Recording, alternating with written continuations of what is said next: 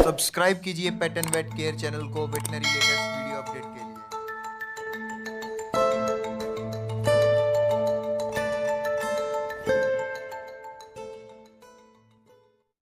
Hello friends, welcome to our channel pet and vet care.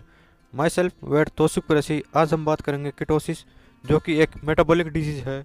इस बीमारी के बारे में तो हम बताएंगे बीमारी क्या होती है, इसके ट्रीटमेंट के बारे में बात करेंगे, सिम्टम्स के बारे में बात करेंगे। तो चलिए फ्रेंड्स, वीडियो को शुरू करते हैं। और तो सबसे पहले मैं आपको बता दूँ, ये जो बीमारी है ये सिर्फ दुधारू पशुओं में होती है। इसमें बच्चा देने के बाद 6 से 8 सप्ताह के अंदर एक दूध देना बंद हो जाता है। हम इस बीमारी को डिफरेंट नामों से जानते हैं, जैसे कि एसिटोनीमिया, हाइपोग्लाइसीमिया, पोस्ट पार्चुरेंट एसिटोनीमिया। ये इसके अलग अलग नाम होते हैं इस बीमारी के। तो हम अब आगे बात करते हैं इसकी एटियोलॉजी के बारे में, यानी ये बीमारी कैसे फैलती है। तो जैसा कि आप सभी जानते हैं ये कि एक मेटाबॉलिक डिस्टर्बेंस के कारण ये भी रोग फैलता है।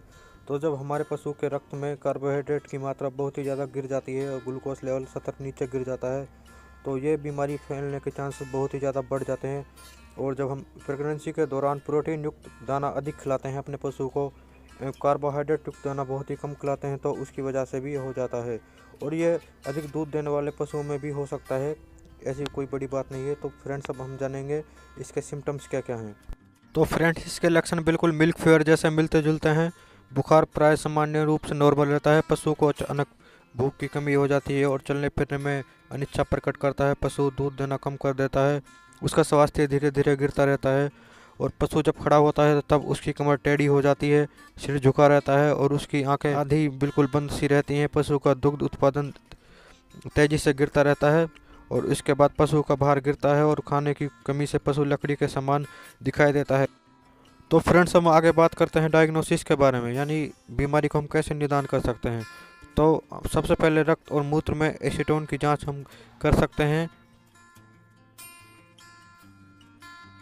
टेस्ट का नाम है रोथराज M11 टेस्ट, जो कि आप किसी लैब में करवा सकते हैं।